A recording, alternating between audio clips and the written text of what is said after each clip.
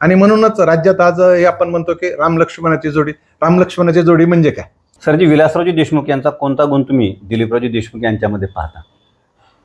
दोन नेत्यांची तुलना करत असताना खरं म्हणजे माझी द्विधा मनस्थिती झाली. विलासराव साहेबांचं नेतृत्व आणि दिलीपराव साहेबांचं नेतृत्व एक वेगळ्या पातळीवर त्यांनी काम केलंय. विलासराव साहेबांचा जो लोकसंग्रहाचा गुण होता आणि दिलीपराव साहेबांचा प्रशासनाचा गुण. विलासराव साहेब नेहमी म्हणायचे की मी 3 माणसांकडून माझं राजकारण शिकलो. एक अंतोली साहेब असतील, त्यांच्याकडं म्हणजे कामात कशी तत्परता किंवा काम कसं केलं पाहिजे, वसंतदादापासनं सर्वसामान्य माणसांच्या बद्दल जिव्हाळा तो, आणि मग हे प्रशासनातल्या ज्या बारकावे आहेत ह्या सगळ्या गोष्टी विलासराव साहेब सांगायचे. मला वाटतं की दिलीपराव साहेबांनी ह्या सगळ्या गोष्टी एकत्रितपणाने त्यांच्या आयुष्यामध्ये या साहेबांच्या माध्यमातून राबवण्याचा प्रयत्न केला.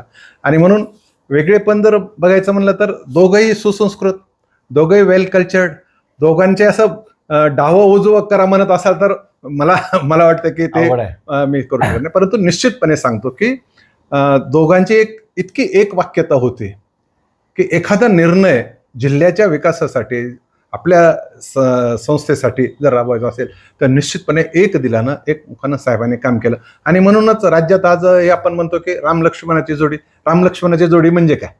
जे त्यांनी सांगितलं ते पूर्णपणे त्यांनी केलं. आणि मग ते अंगीकारत असताना, ते करत असताना पूर्णपणे साहेबांना समोर ठेवून, जिल्ह्यातला माणूस समोर ठेवून, त्यांचा विचार समोर ठेवून काम केलं. आणि त्याच्यामुळं वेगळेपणा तर हाच आहे की त्यांना पूर्ण समोर ठेवून काम करणं, हेच त्यांचा वेगळेपणा आहे.